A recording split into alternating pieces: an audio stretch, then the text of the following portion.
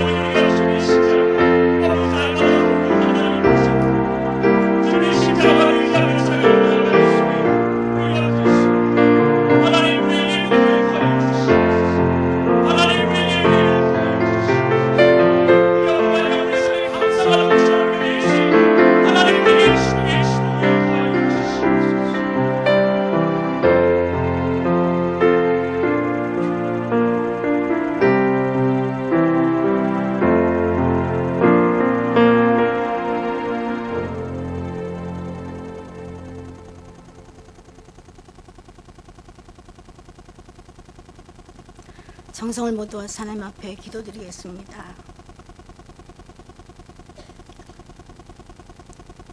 십자가 보혈의 사랑으로 택함받은 구별된 사람들이 성도라는 이름으로 거룩한 주의를 사모하며 감사함을 드립니다. 햇빛과 비를 값없이 주셨던 주님, 신앙 안에서의 삶이 얼마나 행복했는지 추수감사주의를 지키며 성령의 9가지 열매들을 생각해 봅니다. 교회적으로 회개년도를 마감하는 11월에 각 기관들이 총회를 거쳐 지난 날을 뒤돌아보며 내일을 위해 더욱더 생산적인 계획들을 세워가므로 동덕교회가 말씀 위에 굳게 서는 건강한 교회가 되기를 원합니다. 축복된 시간에 곽지한 목사님을 세우셨습니다. 만남이 있으면 헤어짐도 있다지만 길지 않은 시간 동안 말씀과 사랑으로 양육했던 양들을 뒤로하고 목자는 주님 부르시는 그곳으로 더 크게 쓰임받아 떠나십니다. 어디를 가든 어느 곳에 있든 주님과 동행하는 암흑의 시대에 귀히 쓰임받아 하나님의 마음을 시원케 해드리는 참 목자 되게 하옵소서. 태의 열매를 주신 어린 사남매와 사모님 외에도 복 주시고 종의 가정을 생명의 보자기로 하나 축복에 축복을 더하여 주옵소서.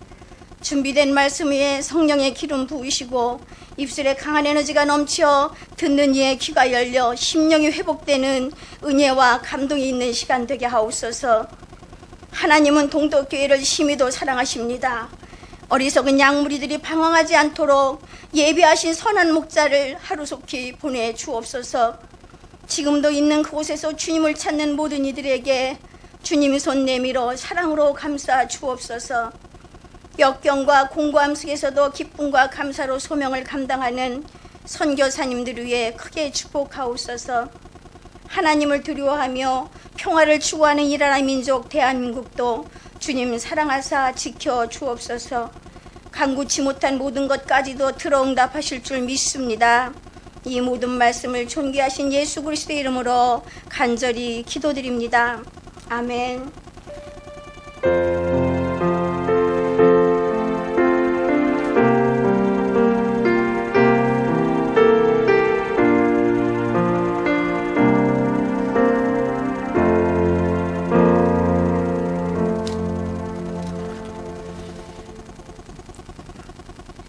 하나님 말씀은 에베소서 6장입니다. 에베소서 6장 10절부터 17절까지의 말씀입니다. 에베소서 6장 10절부터 17절까지의 말씀입니다. 제가 가진 성경으로 신약성경 317쪽이 되겠습니다. 신약성경 317쪽 에베소서 6장 10절부터 17절까지의 말씀입니다. 다 찾으신 줄 알고 교독하겠습니다. 제가 먼저 봉독합니다. 끝으로 너희가 주 안에서와 그 힘의 능력으로 강건하여지고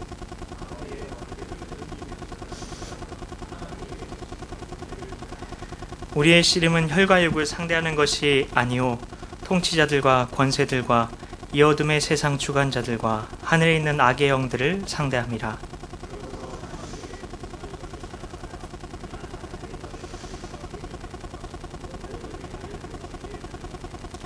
그런즉 서서 진리로 너희 허리에 띠를 띠고 의의 호심경을 붙이고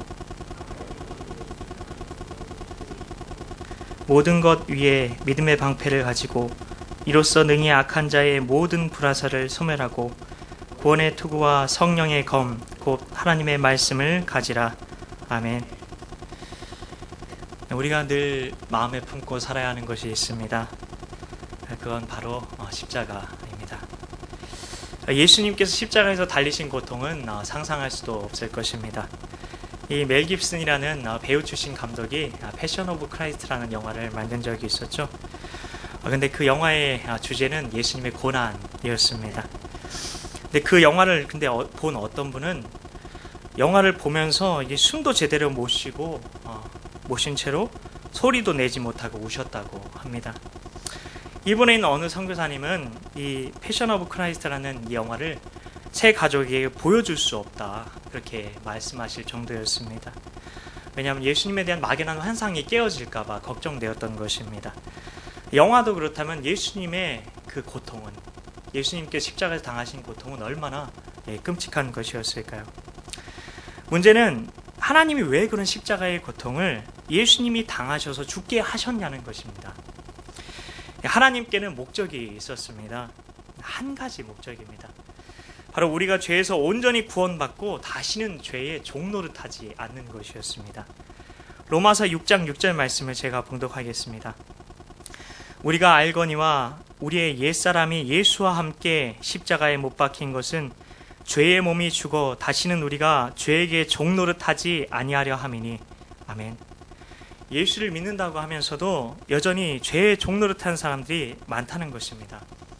실제로 오늘 예배의 자리에 나오신 성도님들 가운데서도 한 주간 죄 가운데 살다가 오늘 하나님 앞에 무거운 마음으로 나오신 분들도 있을 것입니다.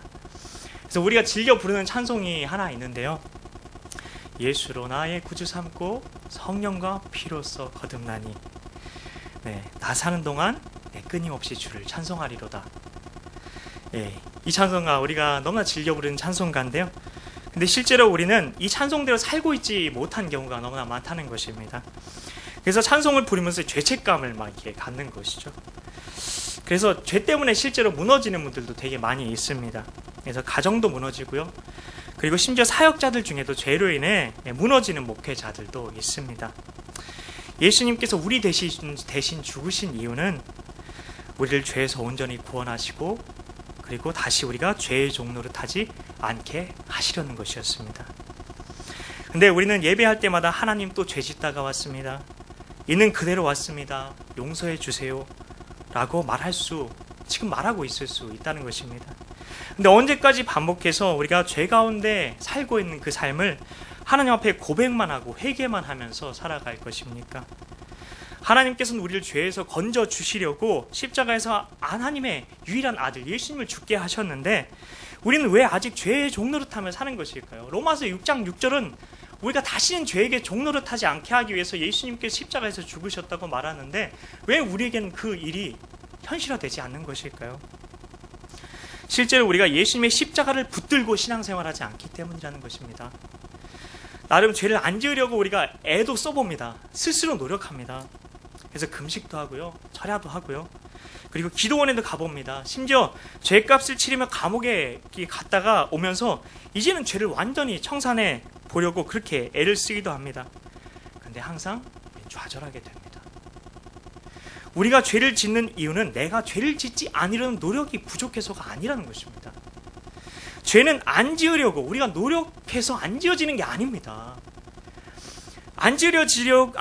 죄가 안 지어져서 안 지어지면 예수님께 십자가에서 죽으신 이유가 없습니다. 죄는 이겨져야 끝나는 것입니다. 그냥 믿음이 선불이니까요. 죄가 안 지어지게 돼야 죄가 끝난 것입니다. 이런 일이 정말 가능할까요? 물론이라는 것입니다. 그래서 예수님이 십자가를 지신 것입니다. 예수님께 십자가를 지신 이유는 우리를 온전히 죄에서 이기게 해주시기 위해서 십자가를 지신 것입니다. 그럼 어떻게 우리가 죄에서 이길 수 있을까요? 어떻게 죄를 이길 수 있을까요? 우리가 내가 그냥 죄와 싸우려고 하면 반드시 죄에게 지게 돼 있습니다. 그래서 오늘 말씀은 그래서 우리가 입어야 되는 것이 있다 이렇게 말을 하고 있습니다. 바로 하나님의 전신갑주입니다. 오늘 이 시간 예배 자리에 오실 때 하나님의 전신갑주 다 입고 오셨죠? 네. 왜냐하면 이걸 입어야 되는 이유는 왜냐하면 죄 뒤에는 마귀가 역사하기 때문입니다. 오늘 본문 12절에 보면 죄와 싸우는 문제 뒤에는 마귀가 있다는 것을 말해줍니다. 근데 우리는 마귀는 신경 안 쓰고 그냥 열심히 다 내 문제야 그러고 막 스스로 죄책감 주면서 막 정죄감 주면서 너는 그래서 안 돼. 너는 그런 식으로 이렇게 자신을 그렇게 만드는 것이죠. 12절 말씀 제가 봉독합니다. 우리의 씨름은 혈과 육을 상대하는 것이 아니오 통치자들과 권세들과 이 어둠의 세상 주관자들과 하늘에 있는 악의 영들을 상대함이라. 그렇습니다. 그래서 죄와 싸우는 게 어려운 겁니다. 우리가 그냥 죄와 싸우려고 하는 것은 마치 이런 것과 같습니다. 화살이 빗발치가 막 쏟아지고 있어요. 근데 맨몸으로 나가서 싸우는 것과 같은 것입니다. 그러니 질 수밖에 없는 겁니다. 하나님께서 우리가 죄와 싸워 승리를 거둘 수 있도록 십자가를 주신 것입니다. 그 십자가를 우리가 무장하고 죄와 싸워야 하는 것입니다. 그게 바로 성결교단입니다. 이것이 그래서 하나님의 전신갑주 입으라는 말씀입니다. 그럼 전신갑주가 뭐냐? 예. 자, 오늘이 바로 전신갑주를 입으시는 날이 되었으면 좋겠습니다. 예, 우리 모두가 다 입으셨으면 좋겠습니다. 아멘하고 잘 따라오시면 이해만 잘 하시면 누구나 다 입고 돌아가게 가실 줄 믿습니다. 하나님께서는 전신갑주 입으라고 말씀하시면서 맨 처음 말씀하시는 게 바로 진리의 허리띠입니다. 여러분 모두 진리의 허리띠를 띠실 축복합니다. 그럼 진리 허리띠를 띠는 게 뭔가요? 진리 허리띠. 진리 좋지. 예, 좋은 말이지 그렇게 생각하는데요. 이건 정확한 복음을 알고 그리고 그것을 복음을 결론 삼으라는 것입니다. 뭐 어떤 걸 결론 삼으라는 건가? 많은 성도님들이 예수님을 믿어도 십자가의 복음을 정확하게 이렇게 딱 말하기가 힘듭니다. 안다고 해도 그것을 결론 삼지 않습니다. 진리의 허리띠를 띠고 있는 상태가 아니라는 거죠. 이렇게 결론을 삼는 게 딱 밖을 채워야 되는데 밖을 채울까 말까 이러고 있는 거죠. 네. 그래서 세례를 받으라고 해도 주저하시는 분들이 계십니다. 나는 아직 세례를 받을 때가 아니라는 겁니다. 왜냐면 아직 내가 너무나 죄인이라서 아직 아니면 여전히 죄를 좀 이렇게 가지고 있고 싶어서 죄를 청산하지 못하셔서 내가 아직 죄를 이렇게 붙들고 있는데 청산하지 못하고 있는데 내가 무슨 세례를 받나? 깨끗한 사람들이 받는 것이지 그렇게 생각하는 것이죠. 그래서 자신이 좀 더 깨끗한 삶을 살게 되면 세례를 받겠다 그렇게 말씀하십니다. 근데 이 세례를 중요하게 생각하는 건 너무나 좋은 거입니다. 하지만 정확한 복음을 모르니까 이렇게 말하는 것이죠. 세례는 죄를 다 청산한 다음에 받는 것일까요? 아니죠. 세례는 죄를 이기기 위해서 하나님께서 우리에게 주신 축복입니다. 세례의 의미를 명확하게 알면 그 말이 무슨 말씀인지 이해가 되실 겁니다. 죄를 안 짓고 살려고 내가 죽고 예수 살기 위해 세례를 받는 것입니다. 세례의 의미가 뭐죠? 내가 죽고 예수 산다. 그겁니다. 세례는 그래서 예수님과 하나가 되는 거죠. 예수님이 십자가에 죽으실 때 나도 함께 죽고 그리고 예수님이 부활하심으로 나도 같이 예수님의 생명으로 살아나는 것을 받아들이는 것 그것이 바로 세례입니다. 그래서 예수 죽고 예수 살기로 결론 삼는 것 이게 복음이니까. 근데 예수 살고 예수로 죽고 예수로 사는 것은 언젠가 이루어질 일이 아니라 갈라디아서 2장 20절 말씀처럼 이미 나에게 이루어졌다는 것입니다. 내가 죽었어요. 내가 이미 예수와 함께 살아요. 그렇게 고백하는 것이라는 것입니다. 어떤 목사님이 이야기합니다. 예수님을 믿는 것이 옛사람이 예수와 함께 죽고 이제는 예수님의 생명을 사는 것이라는 걸 알고 그 믿음을 결론 삼게 됩니다. 결론 삼으셨어요. 그냥 제가 삼아버렸어요. 내가 진짜 죽었구나. 내가 진짜 예수와 함께 다시 살았구나. 그걸 결론 삼았어요. 근데 이걸 결론 삼으니까 그 순간부터 너무나 황홀한 거예요. 누워있으나 일어나 있으나 앉으나 서나 당신 생각이 아니라 누워있으나 일어나 있으나 지금 내가 살아있는 것인지 예수님이 살아있는 것인지 자신이 막 공중에 붕 뜬 듯 하더래요. 그래서 나는 이미 죽었어요. 나의 옛사람은 이미 십자가에 못 박혔어요. 이제 내 안에 사시는 분이 예수님이세요. 예수님이 내 생명이 되셨어요. 그걸 믿음으로 받아들이면서 얼마나 황홀하신지, 서서 걸어다녀도 붕 떠있는 것 같고 잠을 자도 황홀한 가운데 꼭 막 천국에 있는 것 같은 느낌이셨던 거죠. 아까 찬송가에 고백했던 것처럼요. 그 고백은 그냥 복음을 결론 삼으면 이루어지는 일입니다. 영원히 이 느낌이 계속됐으면 좋겠다, 그렇게 생각하셨대요. 나는 이제 죽었고 예수님이 내 생명이시다, 이것을 결론 삼으니까 죄와의 싸움이 차원이 달라져 버리더라는 것입니다. 그전에는 이 죄와의 싸움은 치명적인 약점이었고 혼자만 있는 시간은 죄에게 끊임없이 넘어지는 시간, 이었다고 합니다. 그 목사님도. 근데 나는 죽고 예수 사는 것을 결론 삼는 순간, 은밀한 순간이 은밀한 은혜의 순간이, 은밀한 죄를 씻는 순간이 은밀한 은혜의 순간이 되신 것입니다. 근데 우리는 목사님은 되어야 그런 체험을 할 수 있지 않겠습니까? 라고 생각하긴 합니다. 근데 우리 종교개혁 500주년을 맞았는데 거기서 아주 중요한 정신이 뭐죠? 만인 제사장설. 여기 모두가 다 대제사장이십니다. 에베소서 6장 10절 말씀입니다. 이렇게 돼 있죠. 끝으로 너희가 주 안에서와 그 힘의 능력으로 강건해지고 입니다. 끝으로 너희가 합니다. 너희가. 전신갑주 누가 입는 거라고요? 너희가. 에베소 누구에게 쓰여졌죠? 에베소 성도 모두에게. 그렇습니다. 그래서 이 전신갑주 입으라는 것은 모든 성도들에게 주어진 하나님의 말씀입니다. 김익두 목사님 많이 들어보셨을 텐데, 깡패 출신이셨던 분, 이 함경도에 유명한 깡패셨답니다. 네, 소도둑으로 유명하셨는데요. 소도둑. 네, 선교사님을 만나서 근데 이 김익두라는 분이 복음을 듣게 됐습니다. 네, 복음이 제대로 전해졌던 것 같아요. 요즘이랑 좀 다르게. 네, 그래서 소도둑이고 그 깡패였던 김익두가 글쎄 예수와 함께 자기가 십자가에 못 박혀 죽었고 예수님이 생명이 되셔서 사신다는 것을 믿게 됩니다. 그래서 깡패였으니까 믿어도 아주 화끈하게 믿어버린 겁니다. 그 즉시 어떻게 했을까요? 부고장 다 써서 돌립니다. 김익두 죽었다. 네. 예, 김익두 그래서 몇 월 며칠에 죽다까지 다 썼어요. 몇 월 며칠. 오늘 10월 19일이니까 뭐 10월 19일 뭐 그런 식으로. 그래서 시장 사람들이 부고장을 받아들고 다 깜짝 놀랍니다. 왜 그랬을까요? 너무 좋아서. 너무 좋은 거예요. 아니 그 망나니 김익두가 죽었단 말이야? 예, 해서는 안 된 말이긴 하지만 이런 말도 좀 하셨대요. 그 도둑놈 잘 죽었다. 이제는 마음 편히 살겠네라고들 이렇게 얘기를 했어요. 근데 어느 날 이 김익두가 주일 예배를 드리고 예배당에서 그래서 걸어 나오는 거예요. 그 사람들이 다 본 거예요. 아니 모두 다 놀랐죠. 아니 분명 부고장도 다 죽은 줄 알았는데, 아니 멀쩡히 살았는 거 보고 붙들고 그래서 붙잡고 물었습니다. 당신은 어떻게 된 일이요?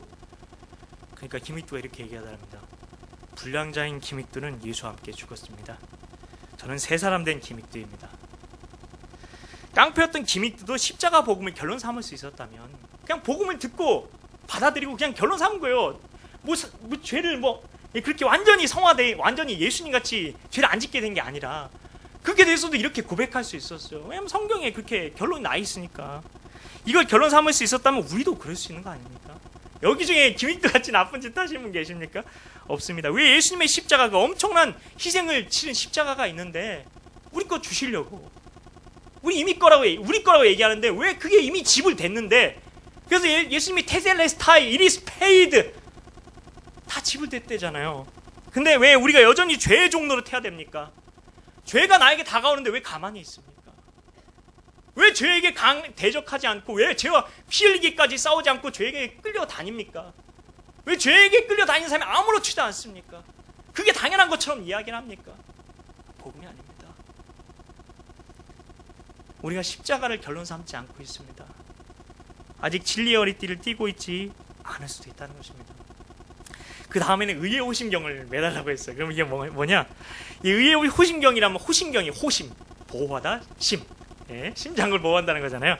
그래서 이 심장을 보호하는 가슴을 두른 갑옷을 말합니다.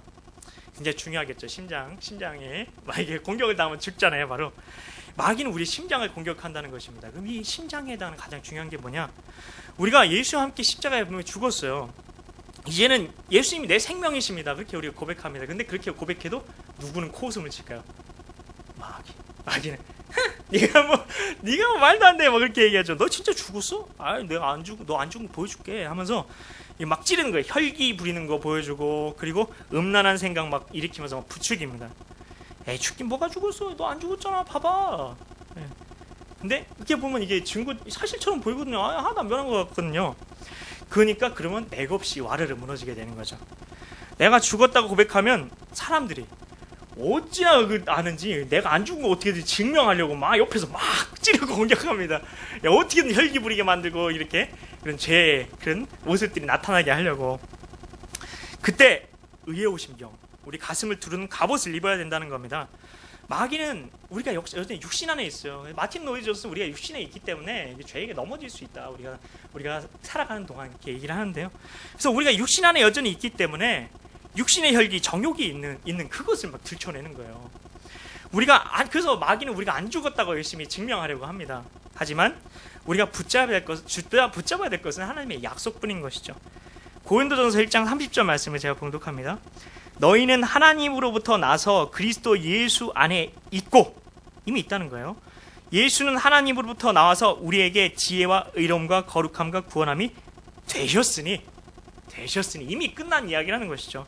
예수님이 우리의 지혜와 의로움과 거룩함과 구속함이 이미 되셨습니다. 마침표 찍어버리셨습니다. 그 마침표 아무도 지울 수 없어요. 왜냐하면 하나님이 찍은 거니까. 이미 정하셨습니다. 마귀가 안 죽었다고 아무리 얘기를 해도 안 죽었다고 얘기하는 거랑 반대로 우리 싸워야 되는 거죠. 여전히 우리가 죄의 종이라고 말할 때 로마서 6장 11절처럼 나는 죄에 대하여 죽은 자야. 나는 예수님으로 사는 자야. 예수님의 의가 내 의가 되었어 라고 선포할 수 있어야 하는 것입니다. 요한계시록 7장 14절에 보면 거기 보면 마지막 환난의 때에 구원받은 사람들이 나오는데요. 그들 모두가 다 전부 흰옷을 입었습니다.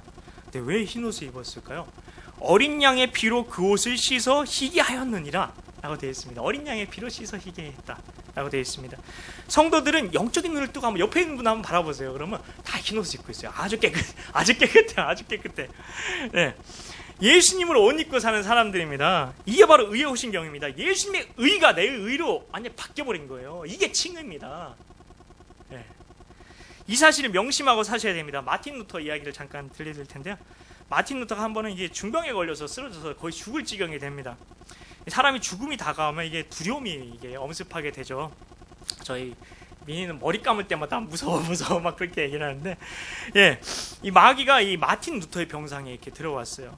아주 음흉하게 마틴 루터를 비웃는 모습으로 루터의 병상 앞에 큰 두루마리를 쫙 폈습니다. 뭐가 써져 있었을까요? 거기에는 이 루터가 어릴 때부터 지은 죄가 아주 빼곡하게 모두 다 이렇게 기록이 되어 있었습니다. 그걸 보니까 자기가 진짜 저질렀거든요. 그럼 절망이 찾아옵니다. 내가 저렇게 죄를 많이 지었지. 내가 진짜 죽으면 구원받을 수 있을까? 그때 십자가 복음이 생각납니다. 루터가 벌떡 일어나서 마귀에게 담대하게 말했습니다. 마귀야, 그래. 이 모든 게 내가 다 지은 죄야, 그래. 그런데 네가 한 가지 모르는 게 있구나. 예수님께서 십자가에서 흘리셔서 이 모든 죄를 도말하셨어. 이 모든 죄가 깨끗이 지워졌어. 우리 가슴에 의의 오신경을 붙여야 합니다. 예수님의 의가 우리의 의가 되었습니다. 하나님이 그렇게 인정해 주셨습니다. 이걸 받아들일 때에 죄에서 이길 수 있는 것입니다. 죄를 지으라고 살게 하기 위해서 이 의의 오신경을 입으라는 것이 아니라 죄와 싸우기 위해서 입으라는 것입니다. 마귀가 올 때 우리가 싸워서 이길 수 있는 이것이 놀라운 힘이 된다는 것입니다. 근데 이게 어떤 일이 언제 이루어졌느냐? 예수 믿을 때, 세례 받을 때. 정말 그게 정말 성령님께서 역사하셔서 진실된 그 고백이었다면, 믿음의 고백이었다면 다 이루어진 겁니다. 진짜 예수 믿고 우리가 참된 고백에 대한 징표로 세례 받으셨다면 모두 의의 오신경을 차실 자격이 있으니까 지금 이 시간 차세요. 차시고 아까 진리어리 때도 차셨죠? 자, 벌써 2개나 차셨네요. 자, 셋째로 15절에 보면은 평안의 복음의 신을 신으라고 말하고 있습니다. 전쟁터에 나가면 신발이 굉장히 중요하죠. 정말 이게 편안한 신을 신어야 되는데요.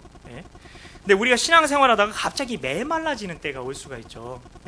마음에 두려움이 올 때도 있고요. 그리고 염려가 올 때도 있고 신경질이 올 때도 있고 사람에 대해서 화가 나고 도무지 걷잡을 수 없는 그런 마음의 혼란 상태에 빠질 때가 있습니다. 그때 정확히 알아야 됩니다. 예수님의 십자가를 온전히 붙들고 있지 못해서 그것도 우리 그런 상태에 빠진다는 거예요. 자, 그러니까 잊기만 하면 되는 거예요. 자, 그럼 그런 상태가 오면 어떻게 되냐? 즉시 십자가를 붙들어야 돼요. 그럼 또 십자가의 어떤 부분을 붙들어야 되느냐? 저는 예수님과 함께 죽었습니다. 예수님께 제 생명이십니다. 예수님이 나의 주인이십니다. 아무것도 아닌 것 같은데 이걸 정말 믿음으로 고백할 때 평안이 찾아옵니다.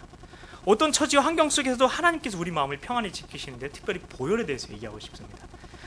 이 맥스웰 화이트 목사님의 책에 나오는 이야기인데요. 이 맥스웰 화이트 목사님께서 보혈의 능력이라는 책을 쓰셨는데요. 이 책에 2차 세계대전 때에 영국에 엄청나게 이렇게 독일군이 이렇게 폭격기 독일군 폭격기들이 폭격을 하던 때가 있었어요. 나니아 연대기에 나오는 그 장면인데요.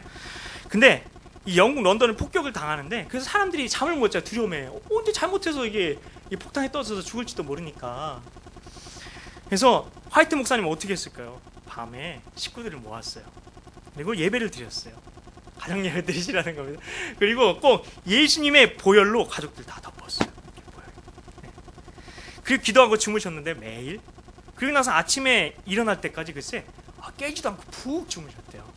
이 밤새 폭격이 일어나고 옆집에서 폭탄이 터져가지고 실제로 옆집에 터져서 아예 옆집이 날아갔어요. 그리고 목사님 집에도 약간의 손상이 왔는데도 그 급박한 상황이 왔는데 어떻게 꿀같은 잠을 잤는지 십자가의 능력은 어떤 상황에서도 우리를 평강으로 이끄는 능력이 된다는 것입니다. 전신갑주 하나하나 잘 챙기고 계시죠? 자, 네 번째입니다. 16절에 보면 믿음의 방패를 가지라 이렇게 얘기를 하고 있죠. 마귀가 우리에게 계속 불화살을 쏜다고 되어 있습니다. 왜일까요? 불화살을 쏘는 이유, 목적이 있습니다. 바로 단 하나, 이렇게 얘기하게 만들려는 거예요. 나는 결국 죄 짓게 되네. 나는 결코 이 죄에서 벗어날 수 없어. 이런 낙심을 심어주려는 거죠.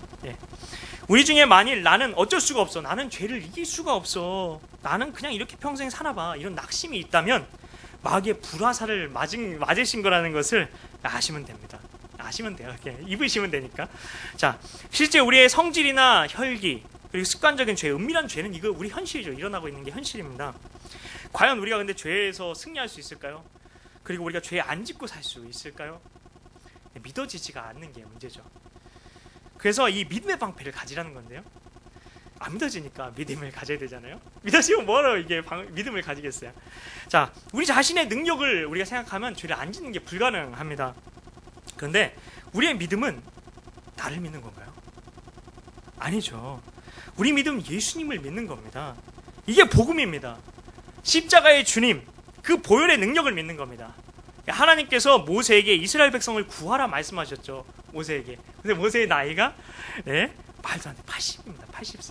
80세였어요. 근데 80세 모세가 어떻게 바로왕과 싸워서 그 최강의 전차 부대를 거느리고 있는 바로왕과 싸워가지고 이스라엘 백성들 전쟁 훈련도 못 받았어요. 그냥 열심히 그런 노역만 하던 사람들 데리고 어떻게 그들을 거기서 구해낸단 말입니까? 도저히 말도 안 되는 것이죠.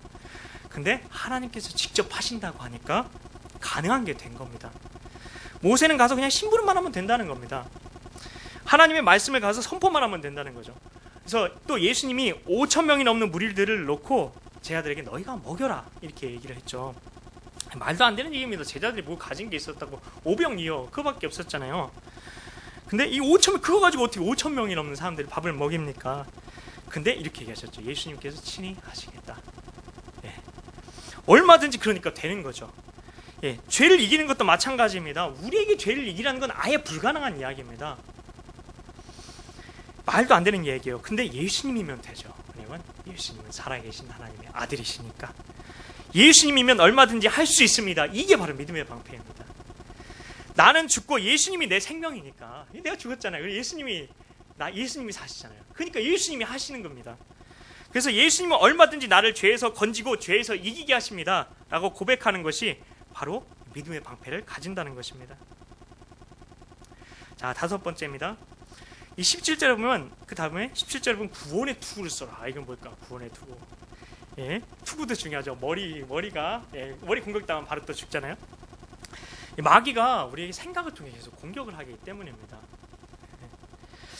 이 죄를 짓는 싸움에서 제일 첫 번째 싸움이 뭐죠? 이 생각에서 오는 거죠. 그래서 그 성경에는 잠언에 이렇게 되죠. 무릇 지킬 만한 것보다 더욱 내 마음을 지키라. 생명이 그러니 이에서 남이니라. 마음이 가장 중요하다는 것입니다. 마귀가 얼마나 이 더러운 생각, 끔찍한 생각을 우리에게 넣어주는지 우리 다 경험하고 있지 않습니까? 어떤 목사님에게 이런 말을 하신 분이 있었대요. 이런 편지를 보낸 사람이 있었대요. 목사님, 저는 이번 주일 예배만 드리고 죽을 거예요. 라고 메일을 보낸 사람이 있었대요. 자살하라는 마음 누가 넣어주는 거죠? 마귀가 넣어주는 거죠. 한간에서 근데 자살해도 천국을 갈 수 있느니 없느니 논쟁이 있는데 그거는 논쟁의 가치가 없습니다. 네, 우리는 우리에게 준 생각, 그게 도대체 어디서 온 것인지 분명히 알아야 하는 것이죠. 마귀는 우리에게 말할 수 없이 끔찍하고 음란한 생각을 넣어주기도 합니다. 네, 우리가 이것을 모를 때 우리가 그런 생각을 하게 되면 내가 더럽고 추악하고 그리고 끔찍하고 가증하다고 생각하게 만듭니다.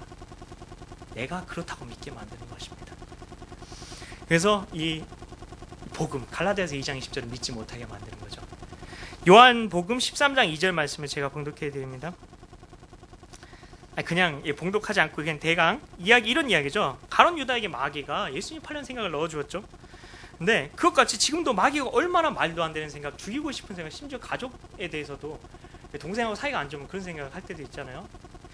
그리고 죽고 싶은 생각을 넣어주는지 모릅니다. 한 번씩은 다 경험해 보셨을 수도 있어요.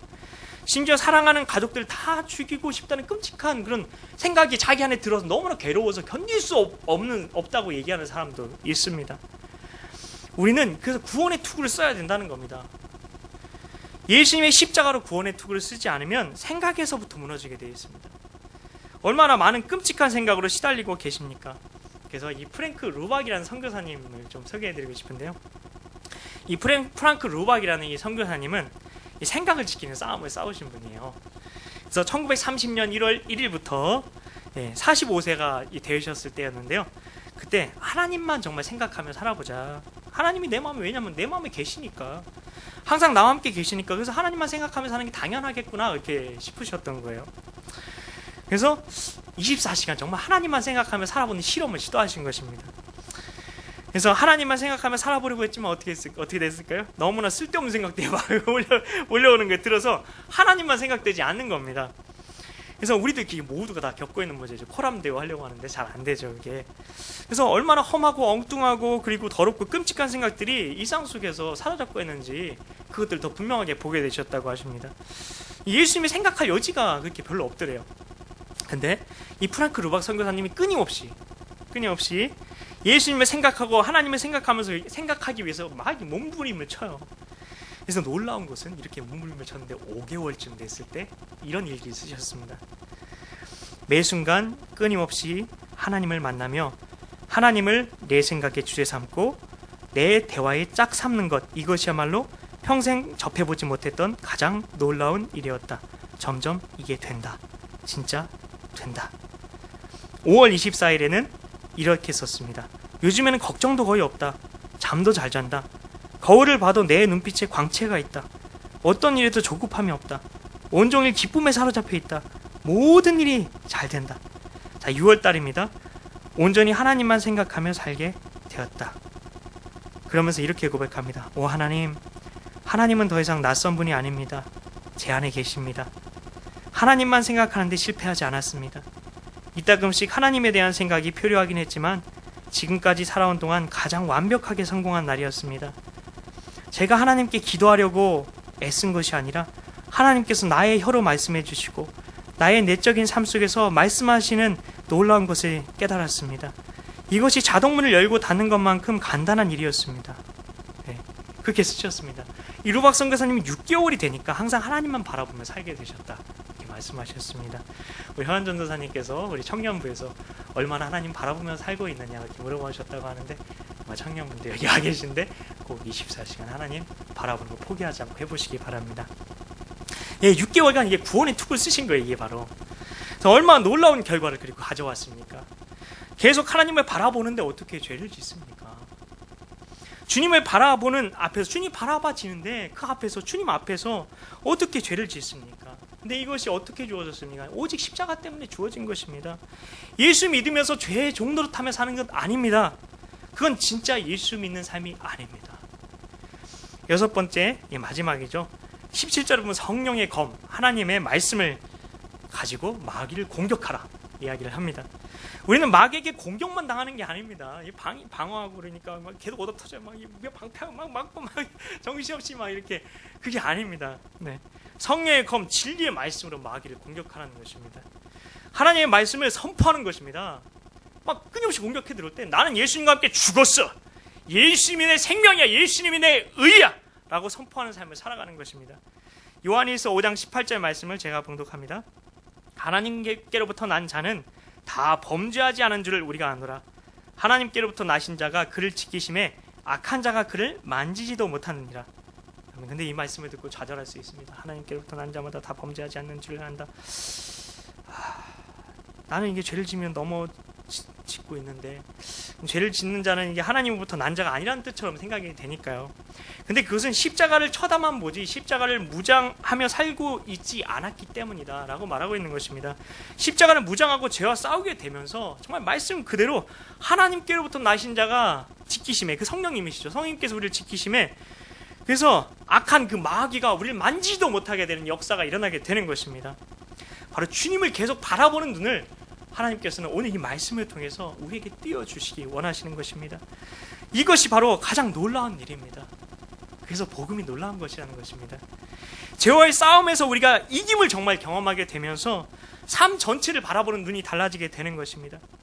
그래서 재산을 많이 가진 것과 비교가 되지 않습니다. 그래서 천국은 마치 밭에 감춘 보화, 그걸 찾는 것보다 더 이렇게 뛰어난 기쁨이다. 모든 이 세상에 가진 모든 금보화를 다 주어도 정말 그 복음이 나에게 주는 그 기쁨과 비교할 수 없다 라고 고백하게 되는 것이죠.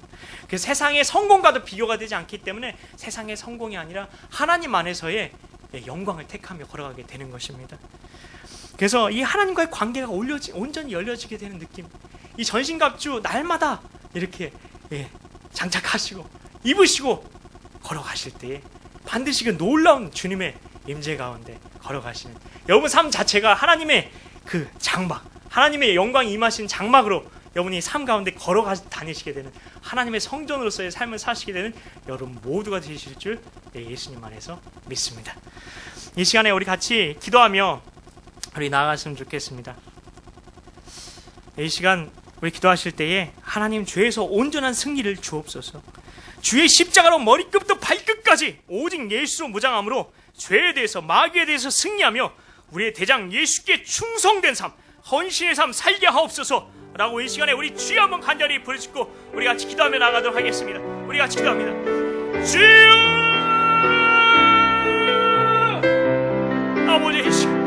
아버지 우리 주님의 십자가만에 아버지 의지하며 나갑니다. 하나님 아버지 머리끝부터 발끝까지 오직 주의 십자가로 아버지 무장하기 원합니다. 머리끝부터 발끝까지 오직 예수로 채워지기 원합니다.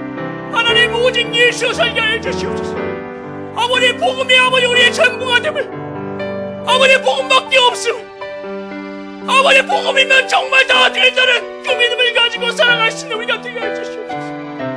아버지 머리끝부터 발끝까지 오직 복음이신 예수로 채워지게 하시고, 오직 복음이신 예수를 의지하게 하시며, 오직 복음이신 예수만을 바라보며 살아갈 수 있는 우리가 될 수 있도록 하나님 도와주시옵소서. 하나님 붙들어 주시옵소서. 하나님께서 우리를 지켜주셔야 합니다. 성령님께서 우리 인도해 주셔야 합니다. 성령님께서 우리에게 말씀해 주시고 성령으로 충만하게 해주셔야 그 길을 걸어갈 수 있는 줄 믿습니다. 아버지 이 시간 이곳 가운데 우리 모두에게 성령으로 충만하게 하여 주시옵소서. 오직 주님의 십자가만 하고 가는 우리에게 주의 성령으로 충만하게 하여 주셔서 아버지 우리가 그 믿음의 길 전국을 향해 걸어가는 삶 속에서 우리 죄와 싸우며 이기며 오직 하나님 오직 주의 십자가만을 더욱더 붙들며 나아갈 수 있는 우리가 될 수 있도록 주님 도와주시고 주님 붙들어주시고 주님 인도하여 주시옵소서.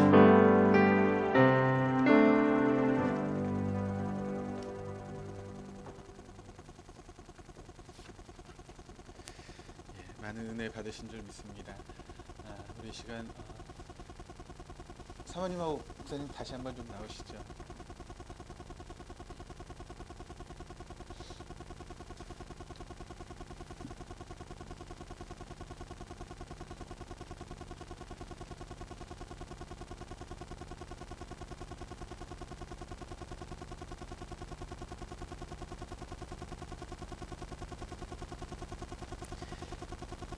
이렇게 만남이 있으면 또 헤어짐의 시간이 있습니다. 또 교육자들은 하나님의 부르심 안에서 이렇게 이동하는 경우들이 있기 때문에 인간적으로 보면 좀 슬프고 또 아쉬운 마음이 있지만 하나님께서 우리 목사님을 더 귀하게 사용하시려고 또 하시는 그런 방법은 좀 있습니다. 이 시간 우리 기간별로 뭐 이렇게 준비한 거 있으시면 나오셔서 좀 전달하는 시간 갖도록 하겠습니다.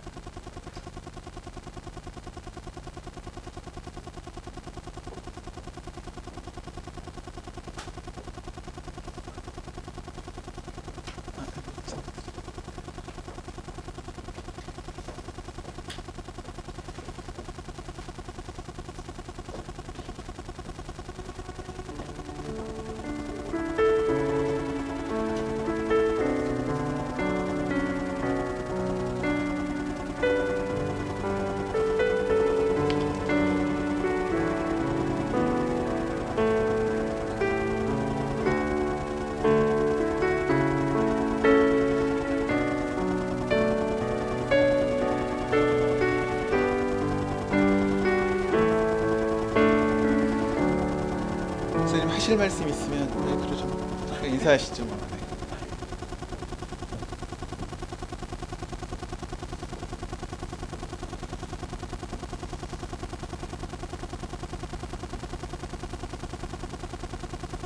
동덕교에서 생활하는 이 모든 그런 시간들이 좀 하나님의 은혜였고 하나님의 축복이었다는 그 마음이 너무나 많이 듭니다. 사랑해 주셔서 감사하고 가서도 이 동덕교회 생각하며 같이 중보하도록 하겠습니다. 감사합니다.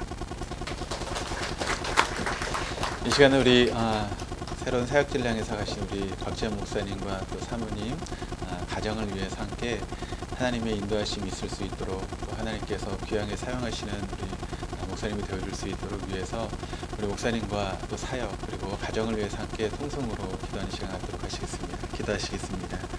좋으신 아버지 하나님 은혜와 사랑을 감사드립니다. 아버지 하나님 부르시고 또 선택하셔서 귀한 주의 종의 길을 걸어가는 우리 목사님 여러 가지 과정을 통해서 우리 동덕교회 안에서 1년의 시간 동안 사역하셨습니다.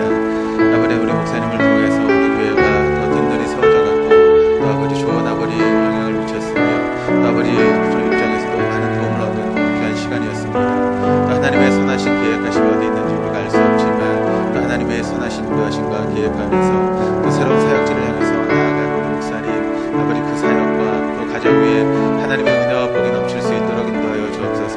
사고자 어디 있든지 또 어느 교회를 섬기든지 그 교회에서 꼭 필요한 아버지 한 주의 아버지 도구가 되게 하시고 하나님 앞에 기쁨이 되어지고 자랑이 되어지고 오늘 다윗같이 하나님 마음에 합한 아버지 그런 목사님이 되어줄 수 있도록 인도하여 주옵소서.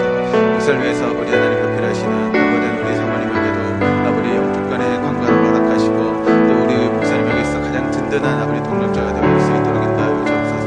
또 가정에 허락하신 우리 찬이, 신이, 미니, 건이 아버지 4명의 자녀들을 주님 격하여 주셔서 아버지 주의 종에 자랑하는 자녀들이 아버지 믿음으로 자라게 하시고 하나님 안에서 지혜롭게 성장해서 하나님께 기쁨이 되어주고 하나님의 아버지 큰 자랑이 되어지는 귀한 아버지 자녀들로 성장할 수 있도록 하나님께서 인도하시고 역사하여 주셔서 우리 목사님의 사역 위에 하나님의 인도하심과 여호와 일에 준비하심 아버지 임마누엘의 동행하심을 통해서 그 사역에 승리하게 하시고 이 시대를 아버지 변화시키는 아버지 귀한 사도로 귀하게 쓰임받을 수 있도록 인도하여 주옵소서. 좋으신 하나님 주의 사랑과 은혜 안에서 사역의 길을 들어선 우리 곽지현 목사님 또 하나님의 뜻이 어딘지 알지 못하지만 또 하나님의 새로운 뜻 안에서 새로운 사역지를 향해 나아갑니다. 1년의 시간 동안 우리 동덕교회 안에서 수고하고 애쓰며 노력했던 여러 가지 모습이 있었습니다. 그 수고와 애씀 때문에 우리 교회가 더 든든히 서가는 좋은 기회가 되었고 또 우리 모두에게도 또 좋은 유익한 그런 시간이 되었는 줄 믿습니다. 이제 하나님의 선하신 뜻 안에서 새로운 사역지를 향해 나아가는 우리 목사님의 그 발걸음을 인도하여 주셔서 사역마다 하나님의 능력에 나타나는 귀한 사역이 되게 하시고 성령의 도우심과 응원을 통해서 매일매일 승리하시는 우리 목사님의 사역이 되어줄 수 있도록 인도하여 주옵소서. 또 아버지 시간 또 아버지 사랑하는 사모님에게 함께하여 주셔서 우리 목사님의 가장 든든한 동력자로 세우셨는데 우리 목사님에게 좋은 동력자가 되게 하시고 힘들고 어려울 때마다 힘과 용기를 주시는 사모님이 되어줄 수 있도록 인도하여 주옵소서. 가정에 허락하신 귀한 자녀들이 있습니다. 찬이, 신이, 아버지 미니, 건이 4명의 자녀들을 하나님 기업으로 선물해 주셨는데 그 자녀들을 아버지 잘 양육하게 하시고 또 귀한 자녀들이 자라나가서 하나님 앞에 기쁨이 되어지고 자랑이 되어줄 수 있도록 인도하여 주옵소서. 지금도 함께 하신 하나님께서 우리 목사님의 사역 가운데 임마누엘로 동행하시고 또 모든 것을 예비하신 하나님 여호와 일의 축복이 우리 목사님의 사역 가운데 있을 수 있도록 인도하여 주시옵소서. 지금은 우리 주 예수 그리스도의 은혜와 아버지 하나님의 무한하신 사랑하심과 성령님의 인도하시며 교통하시며 내주하심이 이제 하나님의 전신갑주를 입고 믿음으로 살기를 다짐하는 우리 동도의 교우들과 또 새로운 사역지를 향해서 나아가시는 우리 곽지현 목사님과 그 가정 위에 지금부터 영원토록 함께 하시기를 간절히 축원하옵나이다. 아멘.